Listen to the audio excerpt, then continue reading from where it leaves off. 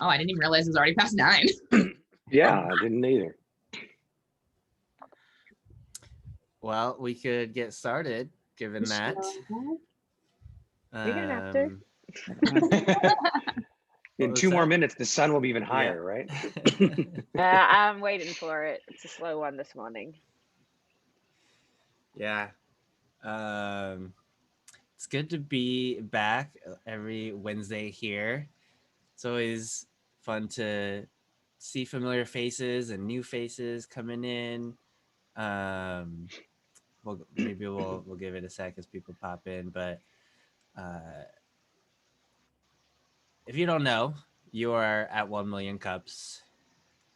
This is something that we've been proud to keep doing every Wednesday, even through the pandemic. So love that we can have people coming back. Brew some coffee if you haven't already. The theme for these sessions, like us on Facebook and on other social medias so you can get updates on who's presenting and as reminders to come back, as well as an email update at bit.ly/1MC Seattle. Or just mark your calendar. Every Wednesday at 9 we'll be here. What are we about? We're here to share ideas. We're here to offer help for each other as entrepreneurs. We're here to ask for help, something that is very difficult for a lot of us to do. We're here to build community, and we're here to support each other, obviously while drinking coffee.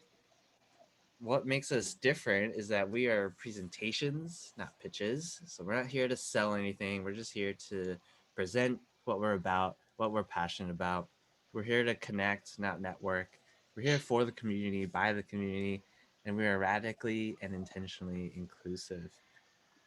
So the 1MC Nation has 168 communities all over the US with 3,500 attendees and 700 volunteers.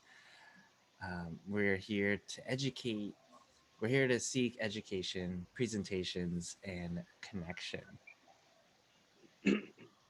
Back when we were able to present in person, this is at the Collective out in South Lake Union. And super excited to get back there when we can. For now, virtual on Zoom has been super cool to connect with people virtually. So we've had more than 8,000 entrepreneurs now share their ideas on the 1MC stage. So the question we like to ask is, do you have all the answers and feel like you know exactly what you're doing? Most likely not.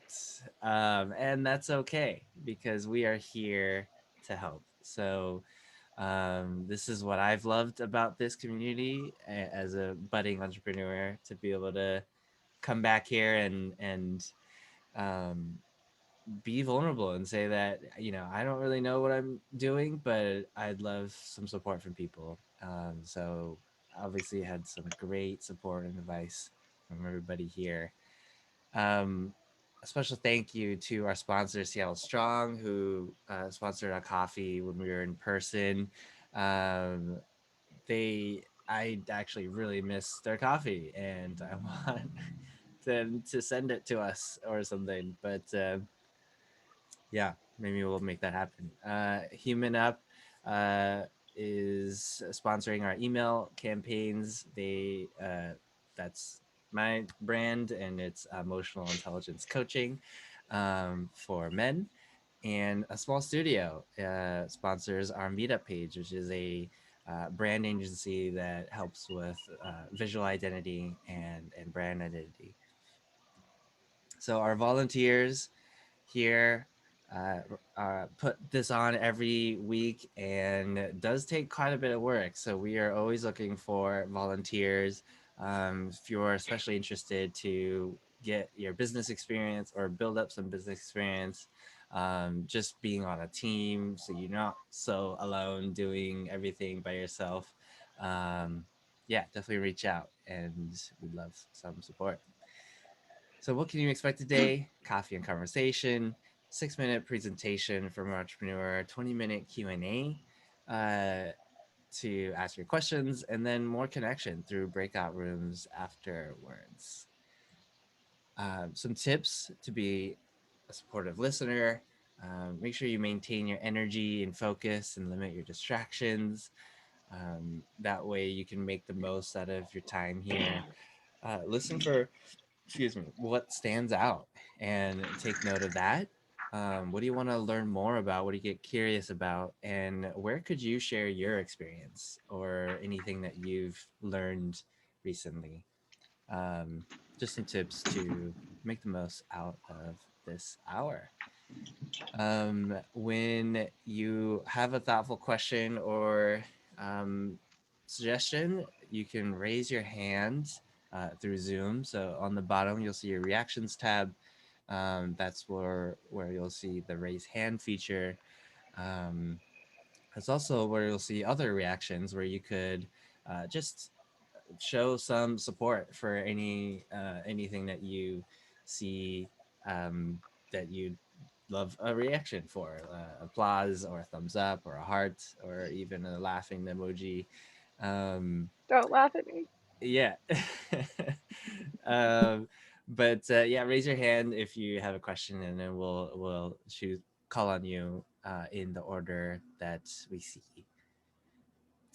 So, without further ado, we will have Tessa with AltLearnative present Hello. her business. Thank you. I'm already able to share my screen, right? Should be Nope. able to. Now you Okay. can. Yes. All right. Let me see. It's so good. I'm just looking at all the faces and I know pretty much everyone here, so that makes things better. All right. Let me find my presentation. Okay. Share. That's not the right one. There we go. That was my verb conjugation for Japanese, which I've restarted because I love learning languages. Okay. Let me go. Hi, I am Tessa, and I'm going to tell you about AltLearnative. Today, AltLearnative is not a thing yet, but it's also been a thing for a long time. Here is, I wanted to show you this picture because when I saw this picture, I was like, this is what AltLearnative is. So if you don't understand from what I'm going to tell you, at least you can see this picture and be like, kind of maybe something like that. So, my husband helped me make this presentation really quickly, and so it's going to be in a typical startup format, which is kind of hilarious. So the problem that we're facing is that the things that make people come alive, that they're excited about and passionate about, seems to be a luxury today, and it's not something that is considered important. So you do this after, like, the things that bring you alive. So I hear people say all the time, like, oh, I talk about the things I do. Like, I learn languages and I do writing workshops and I travel the world and I meet interesting people or go to festivals by myself. And lots of people say, oh, I've always wanted to do that, or I really love writing, but I just never find time for it during the week.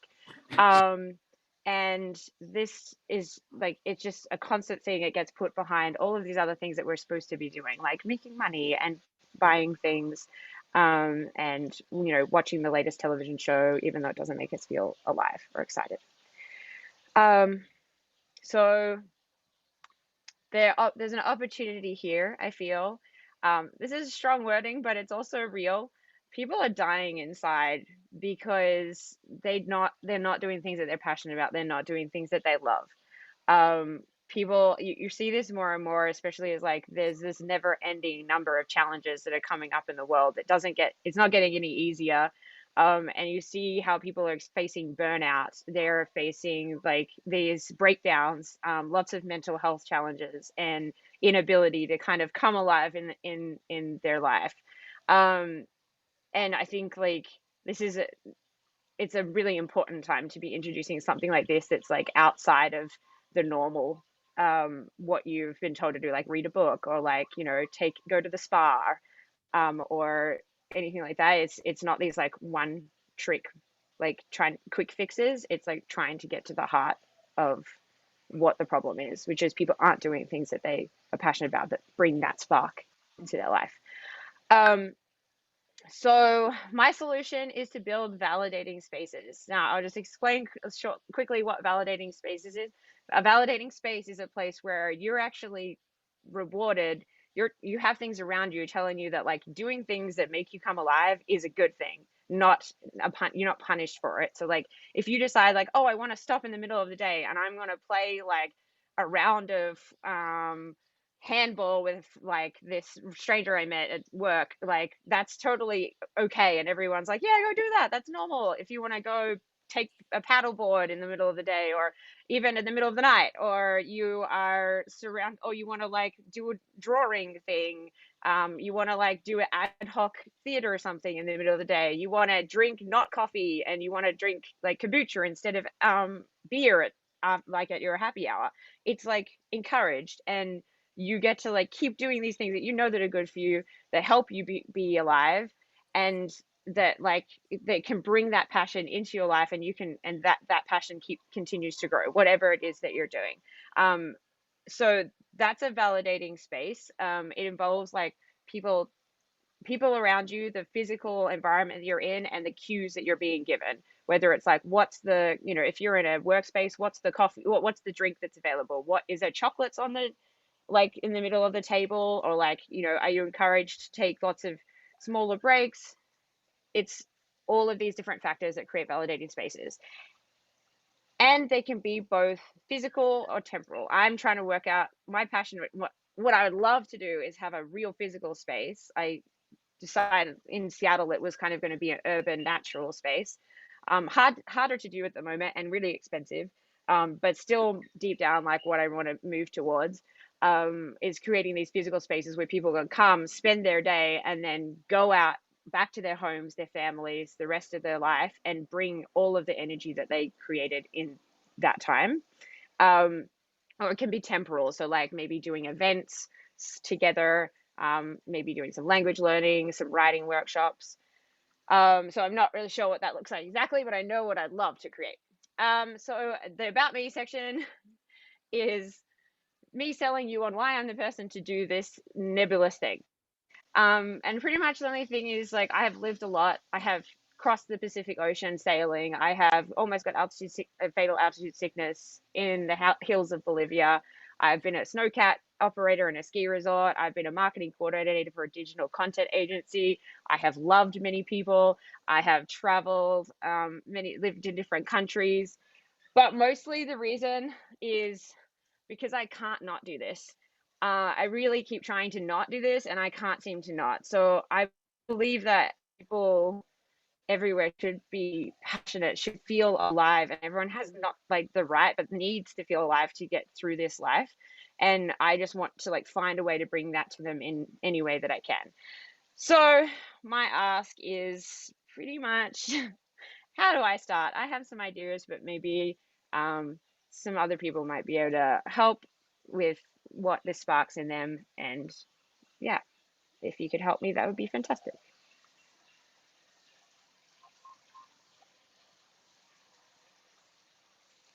All right. That's awesome. Thank you, Tessa. So yeah, a reminder, if you have any questions in the reactions tab, you'll see a raise hand feature. And we already have Sarah raise her hand. So go ahead. Oh, hello. Hi, Tessa. So the first thing that springs to mind, the word that kept coming up to me when you were talking was the word adventure. It sounds like you have had lots of adventures, and the things you're talking about, they're kind of things I would also describe of having, when I've experienced them in my life, I thought of them as adventures. And then it made me think about how lots of those things you're talking about, you know, seem to involve being in a group of people, which is obviously pretty tricky right now. So I wanted to ask really one question, that's sort of two questions, which is, A, what is your offering? Is this about trying to, I wasn't clear whether you're offering an event where you get people together to do certain things, or whether you're offering some form of coaching where you help people discover their sense of adventure. And if it's the former, how can that work in our current COVID situation? Okay. So very observant. I don't know which one it's going to be. I've been toying with this for some time. So I obviously COVID happened. So that made like getting into spaces challenging, but also created a big opportunity to be able to create online events because people were more open to it, which is cool because then there's a lot of barriers that of creating a space, people being able to get there, etc. Could have been overcome. I haven't taken advantage of that yet per se, but it is about people being in. It is about people coming together, and it is a little bit coaching, but it's like not coaching as in one-on-one. It's like coaching through creating that space, that validating space, and so you're actually kind of a group of people coaching each other, and through these experiences. And really, it's like my thought was originally bringing people together around certain things, those passions that they're interested in, whether it was learning a language, and bringing people together who were interested in learning languages, and then building in that validating space around that shared interest, and then maybe doing that again with writing. And I've done a few things with writing, and it's the hard thing I'm facing is that because the world we live in today tells us that these things are not as important as other things, and we are super stressed and really challenged by time and our beliefs about how we should live, it's hard to get people to do these things. So it's kind of it's the problem I'm trying to solve is the thing that's stopping me from solving it as well. And then I think I would say it is definitely a venture. It is also creativity and learning. It's all these kind of three things crossed together. And I would say to be able to do the bigger version, which is a physical space where people can come, because if you have a physical space, it's kind of think like Clubhouse. You go to your Clubhouse, but it was like co-working. So you go to your Clubhouse and you have fun and you work all day, but then you feel more empowered. That would be great, but I have no capital for that. So I'm I haven't been working for 2 years because I have been in immigration. So I haven't been able to work and all these sorts of things. So there's a few barriers, but yeah, it's my biggest problem is I'm not sure what to do, whether it be in-person events, which I'd love to do, as well as online. It doesn't really matter. It's just trying to get those people to attend and get a clear message. Go on. I have a couple of follow-up suggestions with you, but I'll hold off on them so other people have the opportunity to ask their questions. I would love to hear. I can follow up with you. I saw Caleb manually raise his hand before, so you can go next. Hey Tessa, nice presentation. I love the concept. Thank you. You travel a lot. Yeah. In your travels, did you ever do the Sydney Bridge climb? No. But you know the Sydney Bridge, right? And you know the story behind that is these guys said, "Hey, let's do this bridge climb thing," and they went out and they said, "What's it take to do that?" And they had a list of hundreds of objections. You imagine Australia, right? You got to get a permission from anybody who even looks at the bridge in order to do something with it. And so they had this huge list, and just started knocking them off one by one by one. My guess, as I'm hearing you and what you showed in your artwork and stuff, is you've got a busy mind, and I wonder if it makes sense that what's keeping you from getting started is you've got 100 different things going on in your mind. And maybe, I hate to say it, but something as simple as a list to say what's stopping me from starting. And you name one, no capital. You probably got 100 other reasons not to, and start working through them. I mean, what are some reasons why you haven't started? My biggest hurdles are there you go. Not believing in myself. I created a whole nother page for how to overcome not believing. Each hurdle has a giant page, and then the next one is no capital and no income, which I can change, and not consistent, blah blah blah. So I think you're right, and it's lovely to hear that from you, and it's true. I feel like I was getting there with trying to create this presentation. I was forced to look at a few things, and I was like, all right, well then, what is this that I'm getting through? And that is a really great analogy. I love a good analogy. And so what it takes to do that climb up in the city, that I feel. Yeah. I get the sense you're a get shit done person, but you're this sparkler, right? Like, wow. And then Get shit done. What shit? right. Yeah. Yeah, I got it. Right. And this is a hard one, right? Because to get that going, you just got to say, no, this is the plan and keep doing it.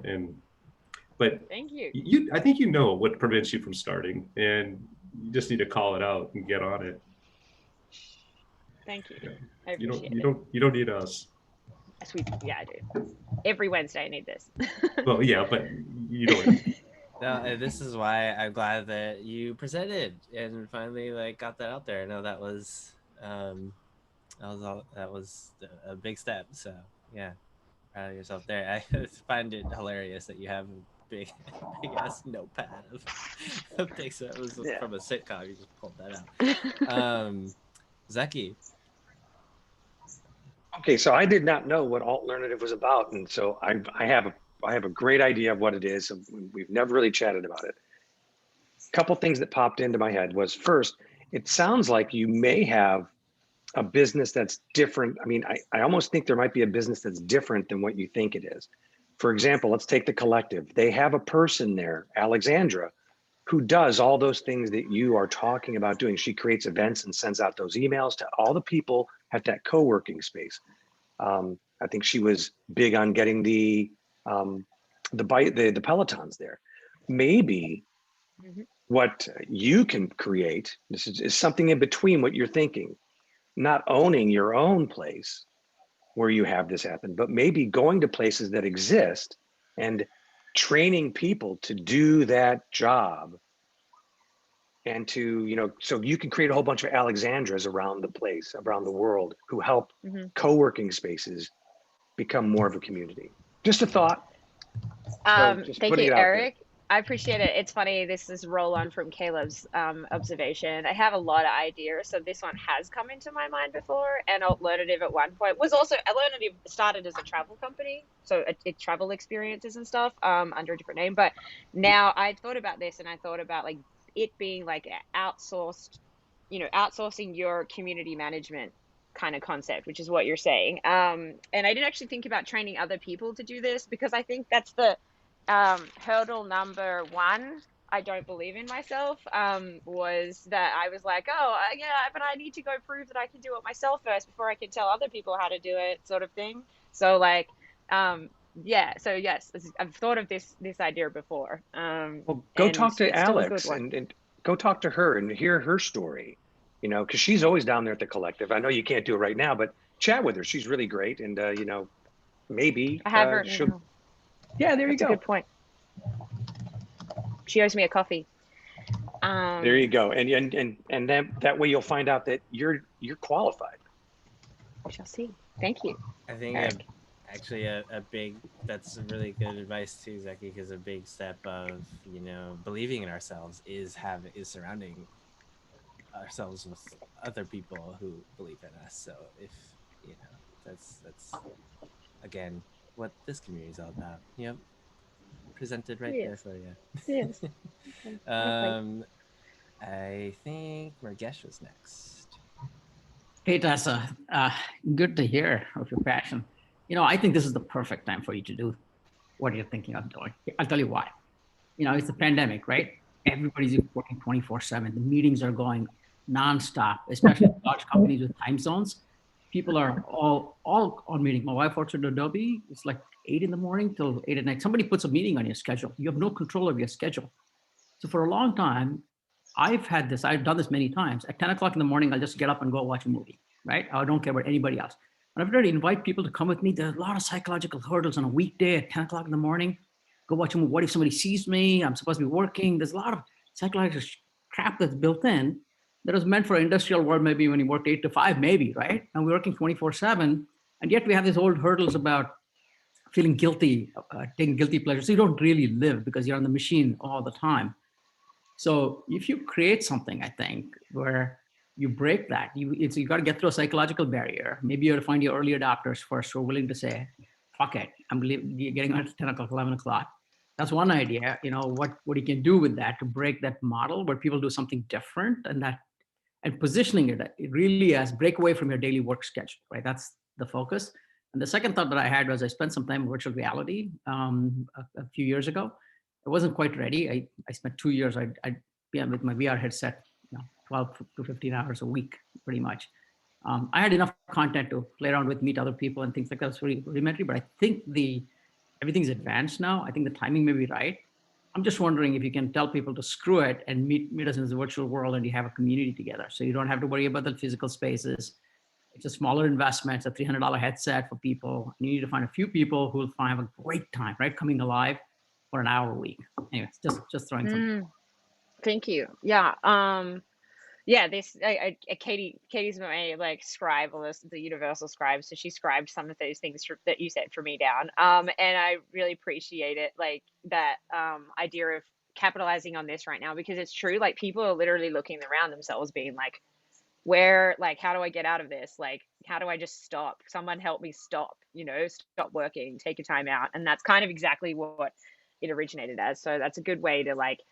But I find it, because of my busy mind, that it's hard to like find that entry point, knowing like it's about getting out there, and just like I find it hard to just have like one message or be clear about what I'm doing. So that is a great way to like be clear about the message as the entry point, and then take it from there. I will maybe even talk to HR at some of these corporations and say, hey, this is mental break.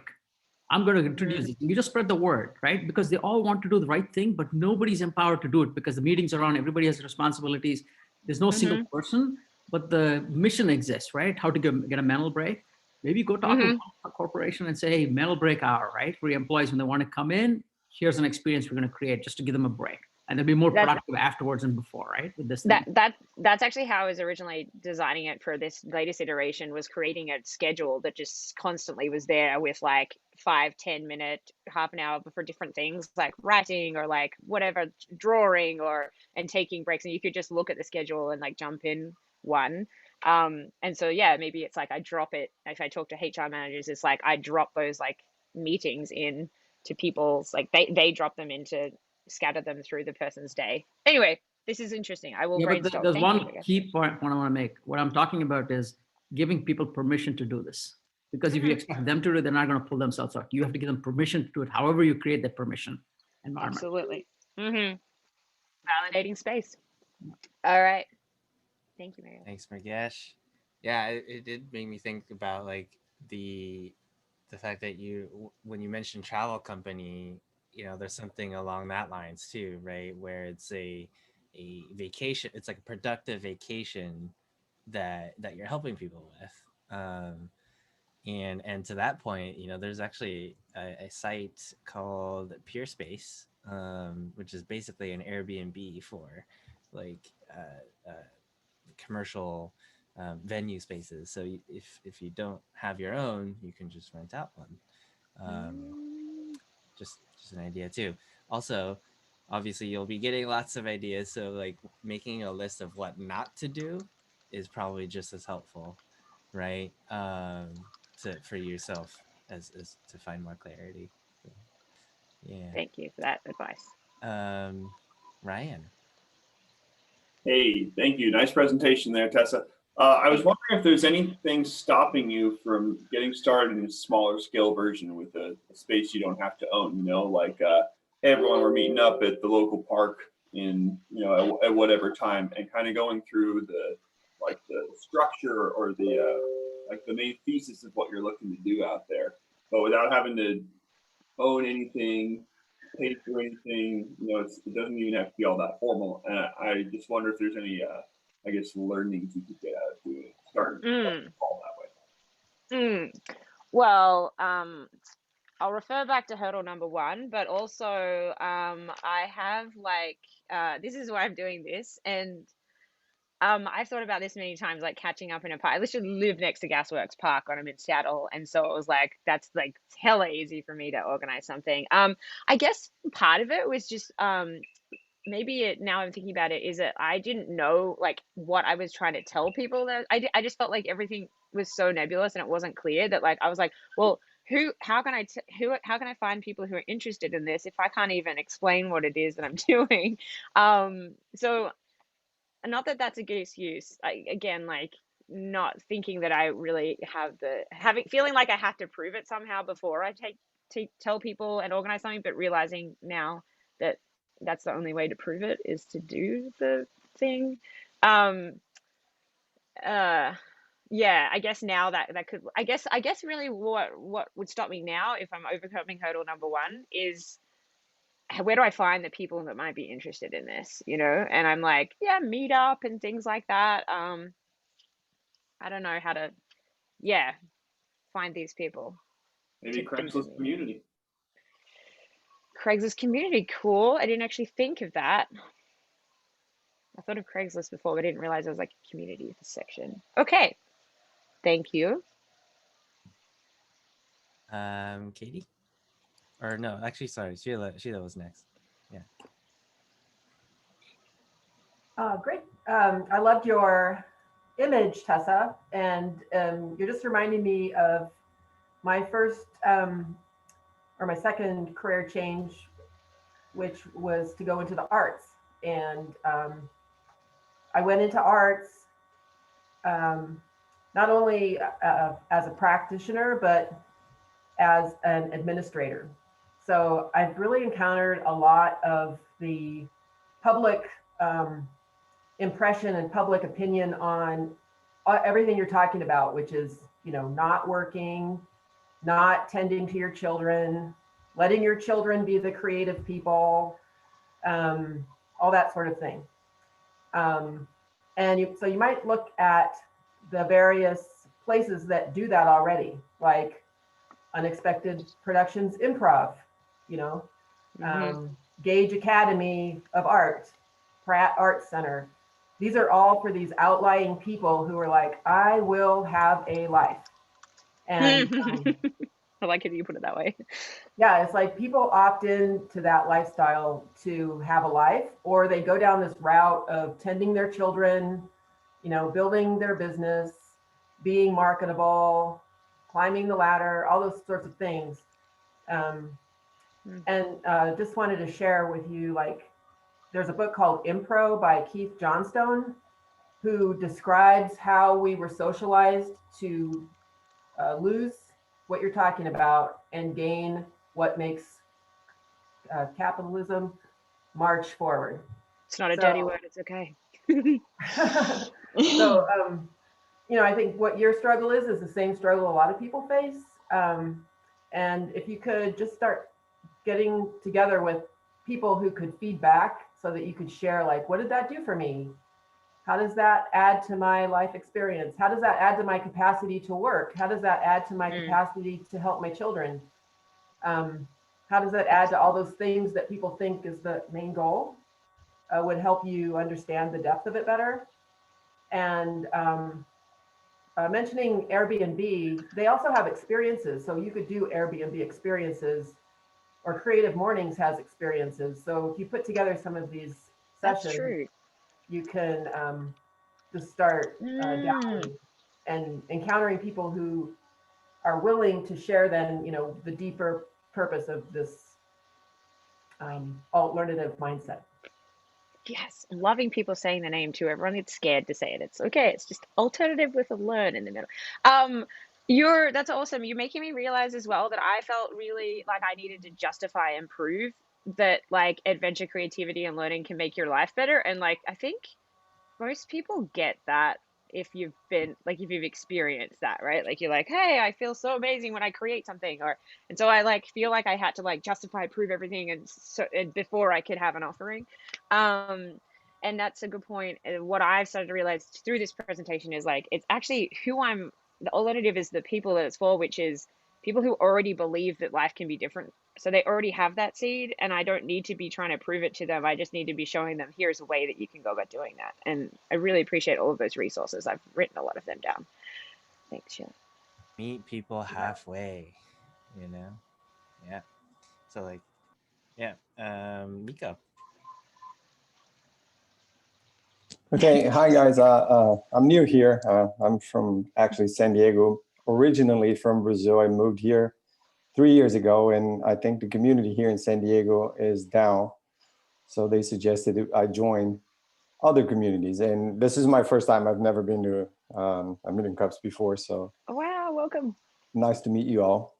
I have some comments about what you're saying, Tess. I've built 3 fintechs in Brazil before I moved here, and I decided to start another one, which my wife said I'm totally crazy, but I kind of like the adrenaline. So one thing about you not believing yourself, there's a good book, and I don't like books. I don't like reading books. I lose my focus. I'm very attention. I have a very short span. So, but the book is good. It's called The Grit by Angela Duckworth. And just read like the first 3 chapters. You will understand that most of the successful people are the ones that don't believe themselves because they keep trying, and they keep trying it harder than everybody else. I also like the analogy of that Caleb did, and most of my companies when I did it, I needed a methodology, and when thinking about the technology aspect of it, went with the agile methodology, which is like you do a little bit every day and you get things done. And I think looking at the other side, I sort of did the whole thing, the agile methodology for everything I do in life. And there was a comparison that they did where, you're putting yourself, you're sort of putting together a backpack because you're going camping. And you can sit there and start putting things in your backpack, and after 2 weeks you never went camping, but you're still filling in your backpack and it's just so heavy you won't start walking because you said, oh, I need this, and I might need this, and I might need that, and I might need to talk. And it seems like whenever you start a startup, that's the same thing. You're going to think about everything you may need and you want to put in your backpack, and just even if you get everything in there, you won't be able to walk with it. So, the idea of the agile methodology is like, go camp and don't take anything. Next day you come, you say, oh my God, I should have taken this and that. So next day you take 2 things. And then there will be a day that you're very good at it and your backpack is lean and perfect for you to keep moving.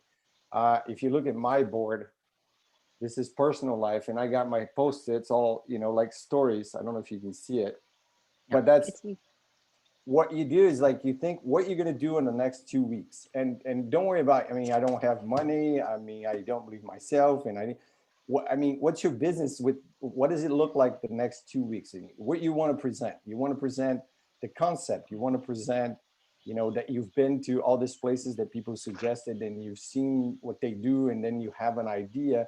And I think if you evolve that, in lists of 2 weeks or even a week, what am I going to do in 2 weeks?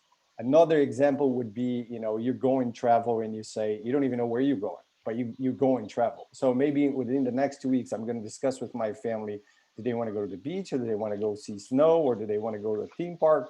And that is the thing. What is your next, because you've said a bunch of things and you came from a bunch of, and trust me, it will change. Whatever you think your business is, it will be the beginning. At the end, it might be you might have a great idea for the digital space. People might never go to the same space, but with an app, they might all have what you're saying, the same experience, and even meeting people individually to do things together because they were validated, as you said. So my suggestion would be, what's the next 2 weeks? What do you want, if you were to come here again 2 weeks from now and present a little more, but just granular aspects of it? What am I going to do? I really enjoyed your presentation because you started with what's your problem? And most of the founders are not there. That even to define what the problem is, so if you're ready to have that, what's the next thing?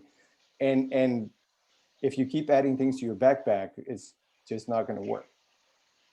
Thank you, Nico. The sailor version of that is people who buy a sailboat to go cruise the world, and they just keep adding so many things to their sailboat to like make sure they have all the things when they go cruising, and they never leave. And that's like a real phenomenon that is like, oh well, I'd never do that, and now I'm here doing that, metaphorically. But it's true, and I appreciate all of that information. I have a lot of things to write down. Thanks for sharing, Nico. Good experience. Okay. Awesome. Katie? I'll be quick because Nico totally said the most important stuff. I think today is like, how can you start, right? And I think all of us struggle with imposter syndrome. All of us feel like our idea's already been done and why should we do our business and all of that. And so just start, right? And I'll share with you that I'm saying this out loud for myself, for my own accountability too, that like my word of the year this year is practice. And like, I'm just trying to remind myself that this is all just practice, right? That like, I can do it again differently tomorrow and I can, do whatever, but you have to be intentional about it, right? Like you've got to do something, right? Even if it's the tiniest thing, and doing something includes like writing down all this feedback and like starring the things you want to start with, these next 2 weeks, right? Like that's still doing something for your business. And I don't think we talk about that enough as entrepreneurs, that like the doing of business isn't only just selling and building your product, right? Like some of it also is like getting ourselves organized and, making some decisions and getting support. So. I mean, I'm that word thing. I found the word engage is like the one I'm going to like just engage with it, even if it's not like done well or like, all you do is like pick up the book or like open the presentation slides or whatever. And then that's it. Like I engaged with it and start from there. And like doing this presentation was like one of those things where, identified that. And it's funny, I wrote in my giant list of things, I was like things that I like to do, just trying to understand like why it was that I want to do AltLearnative. And then I got to these ones at the bottom, which you can't see, but it says what I can't seem to not do. And I realized it was like, I can't seem to not like have hard conversations, care about the world, like be compassionate to other people. I'm like, all right, if I can't not do them, I might as well just do them. And now I've got to like engage with this, like through like, just do it. This is AltLearnative. This presentation was like one of those. Like that was actually trying to not. That was the earlier thing I wanted to comment about, was like the notion of passion, like that we can't not do it. So do it, right? Yeah, exactly. I've got to stop like driving with the brake on is what I feel like I'm doing. Yeah, thank you, Katie. Always. I also wanted to, I forgot to mention last time, but like when the problem that you stated, like I immediately got that, so going back to that, what you said was, you don't have to convince people one thing or another, this is, people understand it and then they just need the space. So, that's where you come in and get them the space. Yeah. Yeah, totally. Thank you. Zaki. Yeah, so I loved what Nico said. It really, it was kind of like the agile, and Sarah even popped in on that, but agile is just a methodology of not planning the whole thing out ahead, but going step by step in small little chunks and getting those things done, and then learning from that what the next most important thing to do is. And one of the things that stopped me last year was I would start to do something, other ideas would pop into my head, and instead of just writing them down as a thing to do in the future, I would start to do a little bit of noodling on them. And now I've lost all my momentum in every direction. So my comment is, if you take up, which I think Nico's great idea was, about just doing these 2-week sprints of getting something done and figuring out what you're going to do, try to find a way to, a place to have, it could be those boards you've got, but a place to hold your ideas that you don't have to act on them right now, just a place to hold them so they don't go away. And, just be safe. Don't get like I was lost in the fog of having 11 fires going and only 5 days a week to work on them. Yeah, I think the amount of ideas I have will fill this entire big sheet thingy, whatever, but I will put them there. At least they'll be in one place instead of 6 journals. It's good advice. And doing one thing is really good advice. Let me suggest you one thing. Do your list in small Post-its. First, because your idea has to fit in a Post-it, so you become concise.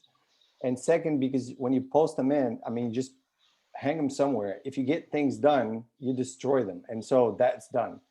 When you have a big list like what you've done and you check them out, if you check things on on one page and then check things out on the other page. And then pretty soon you're going to have a whole bunch of pages with things to do and things that you've done, and they get confused and clustered. So, and with the Post-its, you can also pull out, you say, okay, I have this idea, as Zook was saying, you know, but I can't do it now. This is a future thing. So you just put them somewhere like your backlog or your market for you to go shop later. And then you can focus on what you can do like for the next 15 days. And there's one other thing. I had a person that worked with me when one of the startups, and I used to hire very young people. And this guy was saying, you know, he was uncertain if he should get married or not. And I asked him, you know, when you get out of work, what do you do? He said, I'll call my girlfriend. And I said, if you go somewhere, what do you do? Oh, I let her know. And the fourth thing he said, and I said, man, you're married already. I mean, it's just a matter of changing your status. And I think what you're doing is like, you're doing this already. I mean, you keep saying that you're not doing it, but you're doing it already. You're 24/7 with the problem. You're just not, maybe, you know, you think you're lost, but you know, the idea that you're not doing it or you have to start, you've done it. I mean, you're in. Now it's just a matter of making it, you know, roll in a more smoother way, or you see your progress. But as you said, you've done a presentation, so that's progress. That's something you set to, you know, your mind into it, and you could explain everybody what you're doing. Thank you. That's a nice shake-up and reminder. What did I think about something about that? Oh, I can't remember right now. There's so much I'm taking in from this that like don't have enough. Katie, are you writing all this down for me? We'll give you the chat. I think actually we have a few more minutes, so Sarazaki and Sheila, we're gonna have you save your questions for Tessa later as we break out into the breakout room. So Tessa, how was all that? Fun, which is good because that's like what I'm about. I love fun. Fun is good. And lots of ideas and lots of encouragement, which is awesome. Perfect. I need it. Yes. One last question that we ask everyone presenting here is, what can the 1 Million Cups community do for you? To be truly honest, I think when I engage and then I get over hurdle number 1 and then I somewhere come back to hurdle number 1 because it's cyclical thing, that people are encouraging for me when I do that. I come back here and be like, oh, I tried and I'm not doing it still. And then I'll be like, no, you're doing it. And Nico will be like, yes, you've got this. So I just need more encouragement as I fledgling this into the world. Perfect. So just keep showing up to 1 Million Cups. Yeah. There you go. Love it. For everyone else, what can you do for the 1 Million Cups community? Something you can think about as you learn to engage with this community as well. One thing you can do is bring a friend next week. So now that you got a sense of the community and what it's about, it would love for you to share it with those who would resonate, or those who would also, you know, have some questions about where they're at, or get support from people as well. So the more the merrier. And make sure to come next week to meet a fellow entrepreneur, and also apply to present. If you also have an idea or a business, or something that you want to work through or have questions about yourself, you saw how supportive this community was. So we'd love for you to share your idea and help you move forward as well. You can apply at 1millioncups.com/Seattle. We have a big backlog of people already, so make sure you apply now, and then in a few weeks, then we can get you into the schedule. That will be a great way to hold yourself accountable too, as you have something you're working on for the next few weeks. And also as a reminder, if you do want to get involved and if you'd love to surround yourself with an aspiring community to help you get going, I know that Tessa used that as a way to get her business going now too. So she's super proud that she got that up and going. Make sure to email us at seattle@1millioncups.com if you're interested to volunteer to build up any business skills here. And also you get this cool shirt. Like, why would you? I mean, that's what we're really about. um, so or just message each of us individually. And now we'll do breakout rooms. We'll connect with 3 to 4 people. Make sure to, just continue the conversations, ask more questions, reflect on the presentation, or share more about what you're working on, or maybe what you don't yet have an answer to yourself. Maybe that's something you can think about as well, is what is something you don't quite have an answer for yet. So with that, after the breakout room, you're free to go and continue on the work day, but this will be your chance to connect with other people.